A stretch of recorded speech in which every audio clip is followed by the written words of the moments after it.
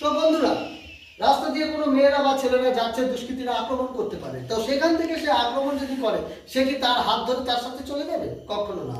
তাহলে হয়তো সে ক্যারাটে জানে না বা কুম্ফু জানে না বা জুডো জানে না, কিন্তু সে তাদের সঙ্গে কি করে লড়াই করবে, সেই লড়াইয়ের জন্যই আমরা সেলফ ডিফেন্স শিখছি। তো দেখো, এখানে ধরো কেউ চেপে ধরেছে, কিছুতেই ছাড়ছে না, তো কিছুতে না ছাড়লে তুমি কি করতে পারো? দেখো, প্রথমেই ওকে ধরে ফেলবে, এইভাবে ঘাটটা ধরে মেরেছে, দুবার মারার পরে এইভাবে ধরে ফেলে দাও, এইভাবে ফেলে দাও। তো তুমি করো। তো বন্ধুরা, এইভাবে ফেলে দিয়ে তাকে কিন্তু সেখান থেকে কিন্তু পালিয়ে যেতে পারবে, কোনো দুষ্কৃতী তাকে ধরে রাখতে পারবে না। হ্যাঁ, শান্তনীকে যদি এইভাবে ধরে, শান্তনী তুমি জয়িতাকে কি করবে, ওর ঘাটটা এক হাতে বা হাতে এটা ধরে নাও, এইখানে ধরো, এইখানে, আর ডান হাতে ওর গলার উপরে ধরে নাও, ধরে এবার পেটে দুটো দুম, হাঁটু দিয়ে দুম, এবার পিছনে পা ঢুকে দাও, দিয়ে গম করে ফেলে দাও। হ্যাঁ, এইভাবে ফেললে তাহলে এভাবে। এবার কি করতে হবে বন্ধুরা, আমাদের লাইক, ফলো, শেয়ার আর কমেন্টস করবে, আর সাবস্ক্রাইব করতে কিন্তু ভুলবে না।